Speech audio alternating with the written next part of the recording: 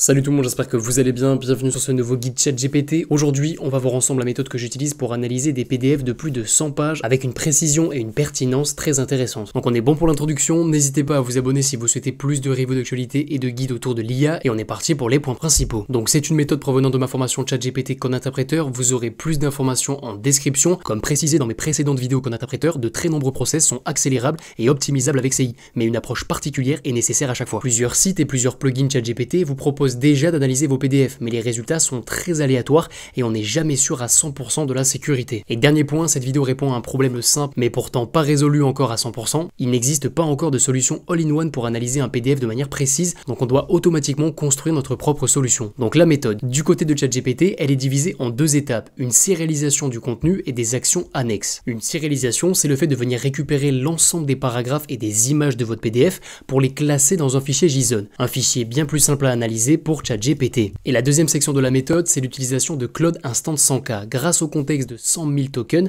on peut avoir des résumés et des réponses globales très intéressantes. Et dernière section avant la démo, quel est l'intérêt de cette méthode? Avec deux analyses, vous réduisez la probabilité de louper une information dans le document.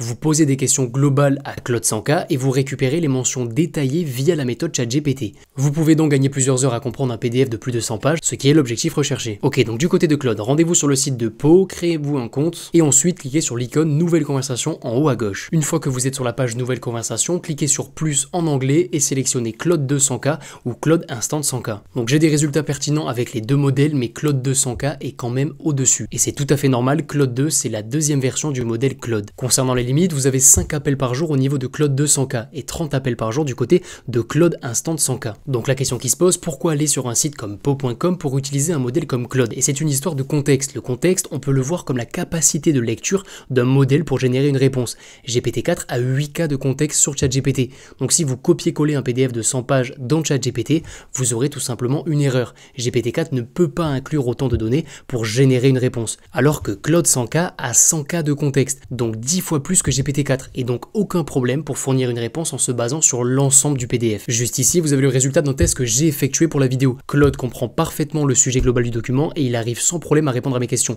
en mentionnant les pages sur lesquelles il se base pour fournir ses réponses. Et ça, c'est quelque chose de très important. Donc on est ok du côté de la recherche globale avec Claude, on passe maintenant à la recherche détaillée via ChatGPT. Donc ce premier prompt va sérialiser le texte et extraire les images du PDF que vous allez envoyer. Ce prompt va générer avec Code-Interpréteur un fichier JSON, et dans ce fichier JSON, vous retrouverez l'ensemble des paragraphes extraits du PDF. Le fichier JSON, on peut le voir comme un grand tableau qui va pouvoir être lu par ChatGPT beaucoup plus facilement qu'un PDF. Et dans l'objectif toujours de trouver des paragraphes qui lui permettront de créer une réponse précise à votre question. Une fois que vous avez envoyé ce premier prompt, vous allez envoyer ce deuxième prompt.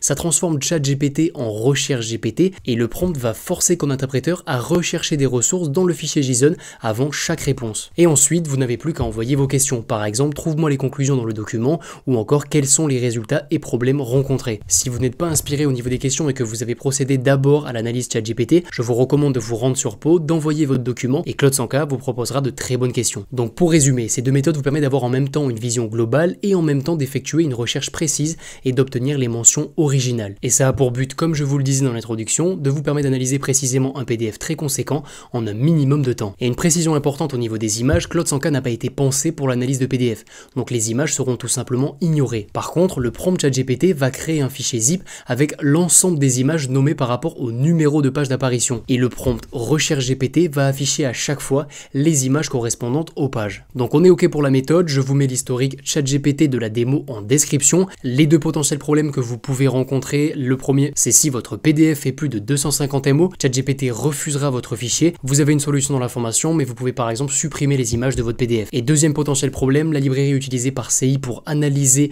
un PDF ne peut pas directement analyser les titres. Si c'est vraiment important pour vous, sachez que vous pouvez installer une librairie Python externe, et là encore vous avez plus d'informations dans mes deux précédentes vidéos Code-Interpréteur et sur la formation. Dernière section, les alternatives à cette méthode. Donc vous avez ChatWizPDF, la solution la plus connue, PDF de plus de 100 pages impossible, il faut passer à l'abonnement premium, et de mon côté j'ai des résultats supérieurs avec Claude 100K, donc je pourrais difficilement vous recommander ChatWizPDF. Deuxième alternative, vous avez DocuAsk.com, donc c'est une nouvelle solution assez intéressante pour les petits PDF, mais pour les PDF de plus de 50 pages, c'est tout simplement non fonctionnel, et là encore dans la majorité des cas, Claude 100K propose de meilleures analyses que DocuAsk. Donc on arrive à la fin de cette vidéo guide ChatGPT, j'espère qu'elle vous aura plu. Les méthodes changent très souvent, donc je vous refais potentiellement une vidéo dans 1 à 2 mois, n'hésitez pas à aimer la vidéo vidéo et à vous abonner. On se retrouve très bientôt. Ciao ciao.